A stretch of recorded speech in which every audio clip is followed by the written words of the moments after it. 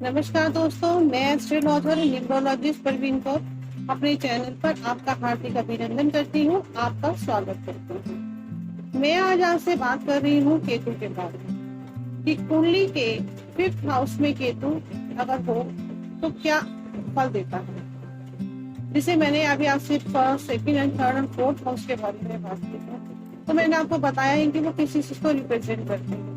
तो इसी तरह हमें ये पता भी होना चाहिए कि कुंडली का 5th हाउस किसे रिप्रेजेंट कर रहा है। हमारी कुंडली का 5th हाउस हमारा प्रेम प्रसंग, लव अफेयर, हमारी एंटरटेनमेंट, हमारी नॉलेज, हमारी स्पिरिचुअलिटी और हमारी आर्ट्स को भी रिप्रेजेंट कर रहा है। 5th हाउस हमारे पिछले जन्म की कर्मा थ्योरी बता रहा है। राहु और केतु क्या है? राहु और केतु दोनों छाया ग्रह हैं। छाया ग्रह होने के कारण दोनों के अंदर जिस हाउस में जिस प्लेनेट के साथ युति करते हैं ये उसकी क्वालिटी ले लेते हैं। अब जब इन दोनों ने प्लेनेट से किसी न किसी प्लेनेट की क्वालिटीज ले ली, ये उसके अकॉर्डिंग काम करना शुरू कर दिया। इनकी अपनी आइडेंटिटी तो कुछ है नहीं ये, लेकिन जिसके साथ होते हैं, जिसके साथ युति करते हैं, ये जिस भाव में होते हैं ये उसकी क्वालिटी ऑब्जर्व कर लेते हैं। इनके अंदर ये बहुत बड़ा टैलेंट है। उसके बाद जब ये 5th हाउस में है तो 5th हाउस क्या है? हमारी संतान का कारक भी है।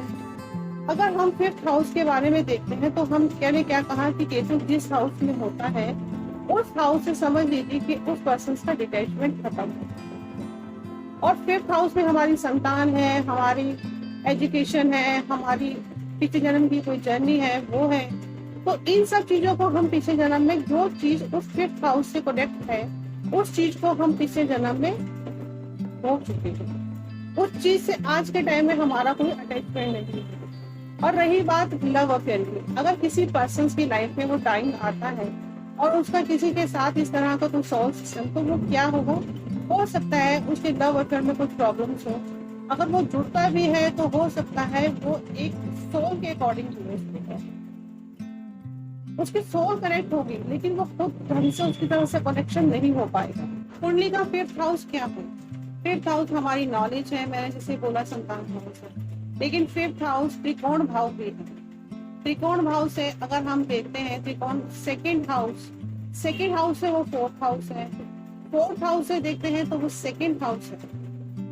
और अगर 3rd हाउस से देखते हैं तो 3rd हाउस का लॉर्ड भी अगर 5th हाउस में आके बैठ जाता है तो वो पराक्रम का स्वामी वहां के बैठते हैं। अब 5th हाउस से हम 9th हाउस को देखते हैं, इनके पिता का घर है, तो पिता से डिटैचमेंट हो गया। तो 5th हाउस से 4th हाउस हो गया, 4th हाउस इनके पिता का घर, वहां से हमारा डिटैचमेंट हो गया। तो डिपेंड करता है कि बहुत सी ऐसी चीजें हैं जो हमारी कुंडली में डिपेंड करती हैं कि वो हमें किस चीज से जोड़ रहे हैं। 5th हाउस मंगल की राशि हो तो जातक लव अफेयर से बहुत दूर भागते हैं। अब हम जब बात कर रहे हैं कि 5th हाउस क्या है, 5th हाउस हमारे पूर्व जन्म के कर्मों की थ्योरी है कि हमने पिछले जन्म में क्या किया था और हमारी जर्नी पिछले जन्म में क्या थी और हमने क्या तय किया। क्योंकि हमारा वहां पे केतु का रिप्रेजेंट उसकी वहां पे प्रेजेंटेशन ही हमें ये बता रही है। और राहु 11th हाउस में, तो यानी कि ऐसा जातक 5th हाउस के योगों को भोग चुका है। उसके जो 5th हाउस के फल है उससे उसका डिटैचमेंट होगा, उसके संतान से इतना होगा तो फिर लगाव नहीं होगा। उसकी संतान को भी डिटैचमेंट, संतान से भी उसका डिटैचमेंट हो सकता है। एजुकेशन में भी उसके क्वालिटीज में कुछ प्रॉब्लम्स होगी। अब वो 11th हाउस की तरफ देख रहा है, वहां पे राहु की तरफ। राहु जब 11th हाउस में है तो वहां से उसकी जर्नी स्टार्ट होगी, क्योंकि वो 5th हाउस की जर्नी को कंप्लीट कर चुका है। अब उसको 11th हाउस की जर्नी को देखना है कि उसको अपनी लाइफ में क्या अचीव करना है। वो इच्छाओं का घर भी है, हमारी धन का कारक भी माना जाता है, तो वो उसकी मेन फोकस वहां से उसके ऊपर होगा। लेकिन दोनों एक दूसरे को देख रहे हैं, वहां से दोनों की दूसरे पर दृष्टि पड़ती है, तो इसका रिजल्ट भी होगा। अगर आपकी कुंडली में ऐसा कोई योग है तो हम बोलते हैं कि आप, क्योंकि ह्यूमंस है, वहां पे हम देखते हैं कि हम किसी से जुड़ रहे हैं, वहां पे से हम ईश्वरीय प्रेम की तरफ भी जुड़ रहे हैं। अगर ऐसे लोग किसी चीज से जुड़ते हैं, 5th हाउस के टाइम आता है उनके लाइफ में या उनका वो घर एक्टिवेट हो रहा है तो ये हमारे पे डिपेंड करता है कि हम किस चीज की तरफ भाग रहे हैं, क्योंकि वहां से हमारा ईश्वर का घर भी दिख रहा है। फिफ्थ हाउस हमें परमात्मा से भी जोड़ता है। अब ये जर्नी हमें तय करनी है कि हमें अपनी लाइफ में हमें अपने प्रेम प्रसंग की तरफ भागना है या अपने ईश्वर की तरफ, क्योंकि आप उस समय जिस तरफ भी भागेंगे आपको उसी तरफ ही आपकी डेवलपमेंट शुरू हो जाए। क्योंकि फिफ्थ हाउस में जैसे हम ज्योतिष देखते हैं, अगर किसी के फिफ्थ हाउस में केतु हो तो ऐसे लोग अच्छे टैरो रीडर होते हैं, अच्छे फेस रीडर भी होते हैं, और ऐसे लोगों की इंट्यूशन पावर जो होती है वो बहुत अच्छी होती है कि किसी भी सामने पर्सन को देख के, उसकी पर्सनैलिटी को देख के बहुत जल्दी एक्सप्लेन कर देते हैं कि ये पर्सन किस तरह का होगा। अब हम बात करते हैं डिग्री, क्योंकि कोई भी प्लेनेट 10 से 20 डिग्री का होगा तभी वो अपने रिजल्ट देने के लिए सक्षम होगा। अब आप उस फील्ड पर काम करने के लिए जिस पर आपने पास्ट लाइफ में काम किया, आप उसके लिए रेडी नहीं, आप आगे की जर्नी तय कर रहे हैं, क्योंकि फिफ्थ हाउस में केतु आपके पिछले जन्म की जर्नी के बारे में बता रहा। तो जिस जर्नी को मैंने आपको पहले बोला कि जिस जर्नी को हम तय कर चुके होते हैं, उस जर्नी के बारे में हम वहीं पे स्टॉप होके एक नई जर्नी के लिए स्टार्ट होते हैं। यानी कि 11th हाउस में जो राहु बैठा है, हमारी जर्नी वहां से स्टार्ट हो गई है।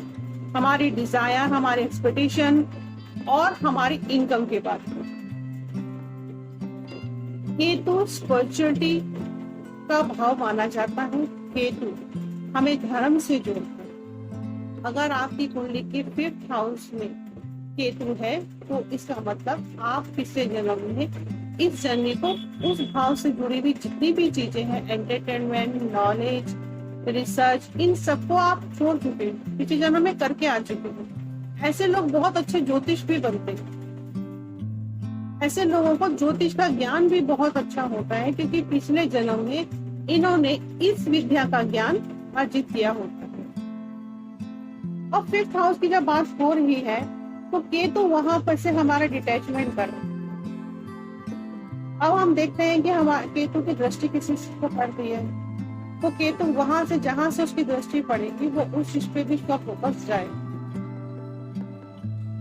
तो वो हाउस भी उसके एक्टिवेट हो जाते हैं। तो उसके हिसाब से वहां से हमारा डिटैचमेंट शुरू हो जाता है। केतु की दृष्टि जिस हाउस पे पड़ेगी, समझिए उस भाव से आपका डिटैचमेंट हो गया। 9th हाउस में ऐसे लोगों का अपने पिता के साथ भी ज्यादा डिटैचमेंट नहीं होता। पिता और पुत्र एक साथ बैठना पसंद नहीं करते। केतु हमें धर्म से जोड़ रहा है, धर्म की तरफ ले जा रहा है। हमें हर फैसला इमोशन से करने के लिए बाध्य करता है। लेकिन कई बार धर्म के साथ जुड़ना अच्छी बात है, क्योंकि धर्म नहीं है तो आपका अस्तित्व नहीं है। धर्म हमें बहुत सी चीजों से जोड़ता है और हमें बनाता है, क्योंकि हमें जन्म से पहले और जन्म मृत्यु के बाद भी हमारे धर्म से ही हमें जोड़ा जाता है और धर्म से रिलेटेड बातें भी हमें समझाई जाती है, क्योंकि हमारा धर्म ही हमारे आने वाले जन्म के बारे में डिसाइड करता है। क्योंकि हमारा धर्म और हमारा कर्म, ये दोनों चीज साथ चलती है और ये दोनों ही चीज हमें इस जन्म में और अगले जन्म में कनेक्ट करती है। क्योंकि हमने भागवत में भी पढ़ा है और भी ग्रंथों में हमने जैसे पढ़ा है कि हमारी जो ये जर्नी है, ये 84 लाख योनियों के बाद हमें ये जन्म मिला है। तो क्यों ना, अगर हमें 84 लाख योनियों के बाद ये जन्म मिला है, तो इस मूल्य समय को क्यों ना हम खराब करें। क्यों खराब करें, हमें भी ये बताओ। अगर हमारा फिफ्थ हाउस का वो टाइम शुरू हो चुका है और हमारा फिफ्थ हाउस एक्टिव है, तो क्यों ना हम स्पिरिचुअलिटी की तरफ जुड़ें। क्योंकि फिफ्थ हाउस का एक्टिव होना है, 9th हाउस का एक्टिव होना हमें यही बताता है कि हमें परमात्मा किस चीज से जोड़ना चाहते हैं, हमारा जन्म किस लिए हुआ है और हम क्यों आए। क्योंकि वहां पे जुड़ा हुआ प्लेनेट आपको ईश्वर से भी जोड़ रहा है। अब ये आप पे डिपेंड करता है कि आप किस दिशा में जा रहे हैं, क्योंकि आपका फिफ्थ हाउस आपकी कर्म थ्योरी पिछले जन्म की भी बता रहा है। क्योंकि फिफ्थ हाउस हमारा संचित भी है कि हमने पिछले जन्म में क्या किया है। अगर वहां पर केतु है तो आप पिछले जन्म में शायद आपने बहुत अच्छे धर्म कर्म किया है, या पिछले जन्म में आपने कुछ ऐसी कर्म थ्योरी आपकी चली है कि ये आपका 5th हाउस बहुत अच्छा है। क्योंकि 5th हाउस मैंने आपको बोला एंटरटेनमेंट का भी है, हमारे ज्ञान का भी है और हमारे प्रेम प्रसंग का भी है। आप 5th हाउस के प्लैनेट को देखिए, 5th हाउस की सिचुएशन को देखिए, उसके बाद कुंडली का फलादेश कीजिए। नमस्कार, मैंने सिर्फ यहाँ पर आपको केतु के बारे में बता रही हूँ कि कुंडली में के 5th हाउस में केतु होता है तो उसका क्या फल होता है। नमस्कार, मैं अपनी वाणी को यही विराम देती हूँ।